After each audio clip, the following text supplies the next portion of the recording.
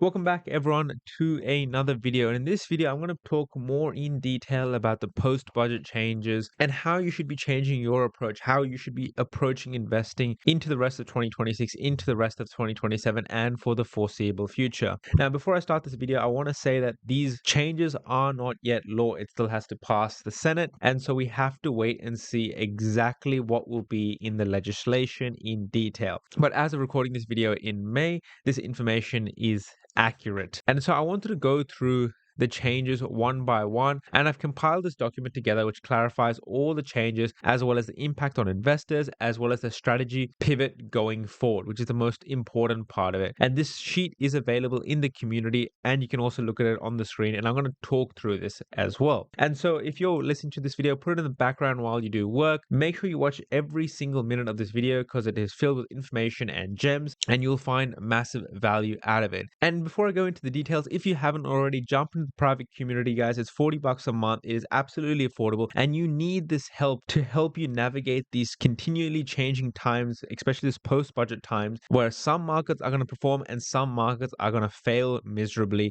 and you don't want to be caught on the wrong suburb. So before you invest, whether using a buyer's agent or doing it yourself, jump into a property community to get the help you need to help break down suburbs, review your fundamentals, review your investment brief, and help you actually attain your goals. So don't wait any longer. Jump into the community and start your property journey today. Let's get back into the video. So the first change I want to talk about is the negative gearing changes. This is probably the biggest shift investors need to understand. Before, investors and people could go buy low yielding assets, they can make a loss each year and use that loss to reduce the tax they paid from the wages. Going forward, established properties purchased after budget night can no longer offset those losses against your salary unless it's a new build. What this basically means is that cash flow matters a lot more now. Investors can't rely on tax refunds to hold weak properties anymore, so high yielding assets, dual income properties, granny flats, and affordable regional markets will become more attractive. The likes of regional Queensland, Northern Territory, WA, where the markets are strong, where you have strong yields, these suburbs and locations with above 4.5% yields are the ones that are going to continue to perform. The low yielding locations like inner city Melbourne, Sydney, the suburbs on 2 to 3% yields, they will suffer unless owner occupiers are able to uphold those prices and continue to drive them forward. They will most likely enter periods of stagnation or much slower growth, and in some locations they will fall, in my opinion. Now the next one I want to talk about is CGT discount reduction. Now the government is also changing how capital gains tax works on future purchases. Instead of automatically getting the 50% CGT discount after holding 12 months, which made property investment extremely lucrative, now investors buying after July 2027 will move to an inflation indexation model with a minimum 30% tax on real gains. In simple terms, short-term flipping becomes less attractive unless you structure it right, talk to your accountant, because the tax bill can be much higher. Now this pushes investors more towards long-term buy-hold strategies where rental growth and debt reduction become the main focus instead of trying to trade properties quickly for big gains. Now over the long run, inflation indexation model and the 50% CGT discount actually come out to be somewhat similar. Now yes, you'll usually pay more tax under the inflation indexation model, and it makes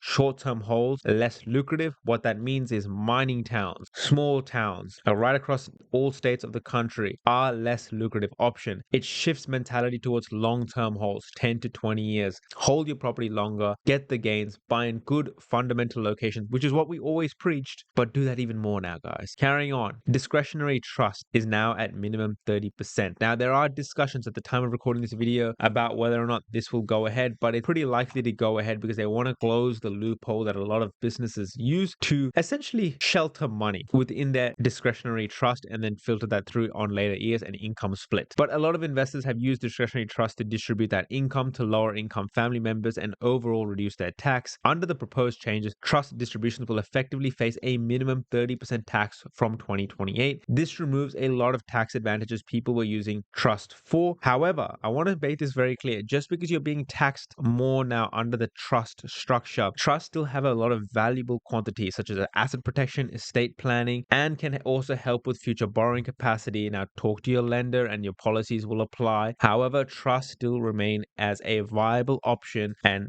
a lot of people are comparing companies and trusts. They actually work out to be pretty similar, and oftentimes trust can still be a very good option. Now you really need to seek legal and tax advice before ever doing anything to do with restructuring, as well as with any future purchases. If you are buying under a personal name right now, you really have to ask yourself, if you're not getting negative gearing benefits, if you're not getting the CGT discount, what is the benefit of purchasing under your personal name? Talk to your accountant, ask them whether a trust or a company structure will be more beneficial for long-term estate planning, for long-term tax distribution, for long-term asset protection, and your accountant will give you a good answer. Spend the $250 for a 1-hour consultation with your accountant and don't cheap out. Get good legal and tax advice and structure your portfolio right. It will save you tens of thousands of dollars in stamp duty upfront. It will also save you plenty of headaches down the line if you ever think about restructuring, because that shit costs money, guys. Now, the next one is borrowing capacity impact. This one is huge, and I don't think enough people actually talk about it. In fact, Macquarie and Westpac are already talking about adjusting their lending policies and not honoring pre-approvals because of these policy changes, which is absolutely in their right because banks have a responsibility to do appropriate lending. Now, since investors lose some of the tax deductions that previously improved their cash flow, banks will assess them as having higher holding costs. That means borrowing capacities will drop. Some investors could lose hundreds of thousands of dollars in borrowing capacity, some only tens of thousands, depending on income and portfolio size. The days of rapidly scaling portfolios with negatively geared properties will be much harder, which means that usually a normal person on negatively geared properties could buy 1 to 2 to 3 properties in the first 2-3 years of building their property portfolio. This will take much longer now,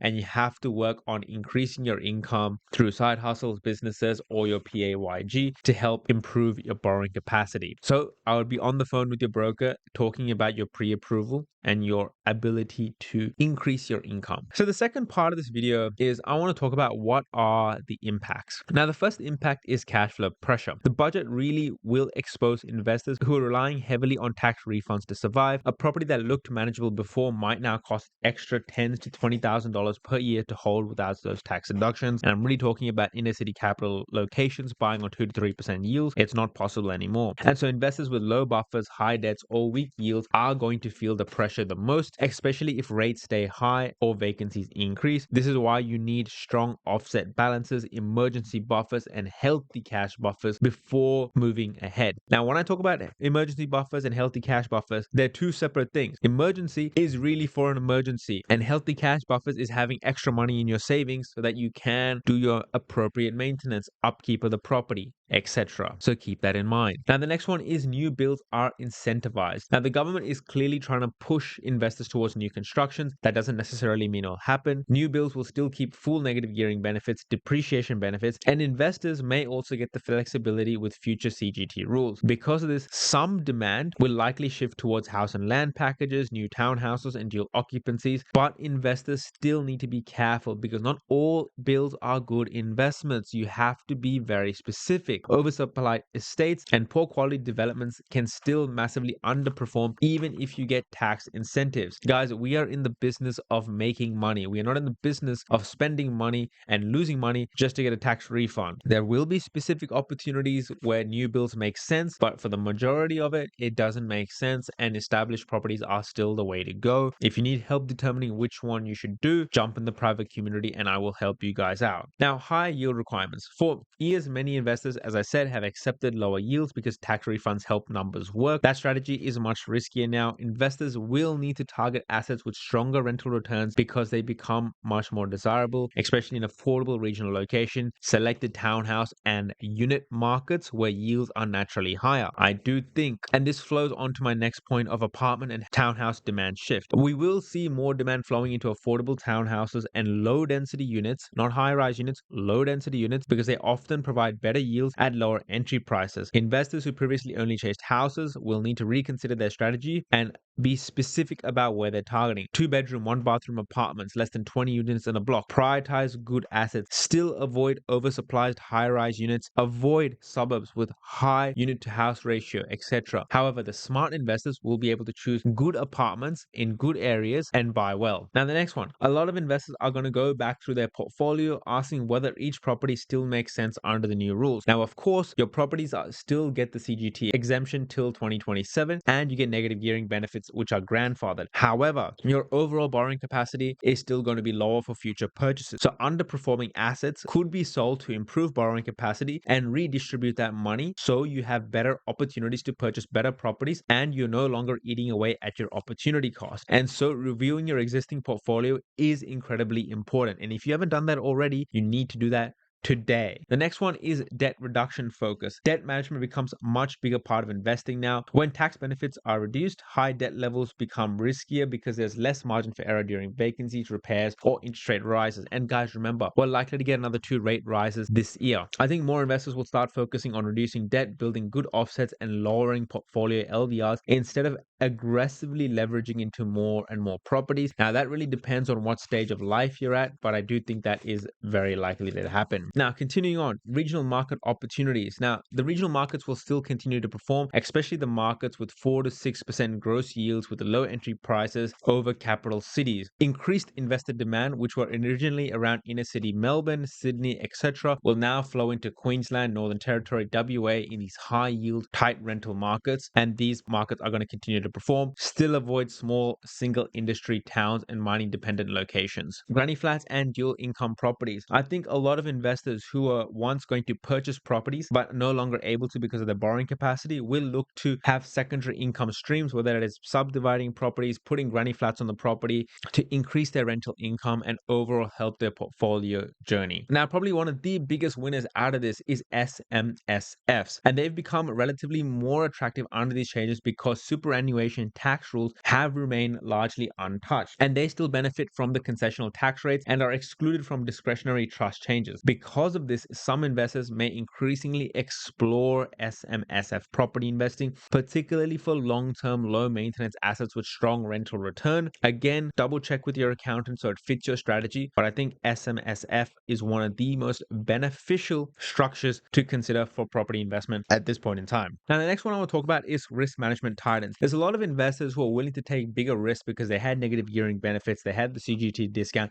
and it made property investment a lot more lucrative. However, without the negative gearing benefits, a lot of investors who are once thinking to enter the market, especially the mom and dad investors, are going to be less likely to enter. However, I think this is a bad way to approach it. We never were investing in property because of tax benefits. We invested in property because we have high immigration levels, we have low construction supply, we have rising construction costs, a labor shortage, and more people once again coming to the country, fueling up prices. And that caused house prices to grow. And we wanted to beat inflation, and so we invested in houses. Now, what this does mean though is that you need to be smart about where you invest, what you invest into, and how much you are actually allocating to invest. You need to have healthy buffers. You need to be careful about your LVRs. You do not want to be leveraged to your eyeballs, and you need to be smart about where you're investing. And I think the biggest winner out of all of this is the long-term investors. Short-term investors and speculators are impacted pretty heavily. Long-term investors who are patient, well capitalized, and have good healthy buffers and are looking to build a long-term property portfolio do really come out on top, and it doesn't really affect them that much. The smartest investors never relied on negative gearing because after 5 years of holding an investment asset, that asset will likely become positive or very close to neutrally geared, which means they never relied on negative gearing. Negative gearing was never a strategy, guys. It was just merely a tax benefit to help the young people, the young generation, the rent investors to get into the market, and now they're completely screwed, and I'll talk about that in another video. And last point basically summarizes everything talked about thus far regarding portfolio growth and strategy shift. And so if there's anything you're taking away from this video, I want you to take away these main points. First thing you do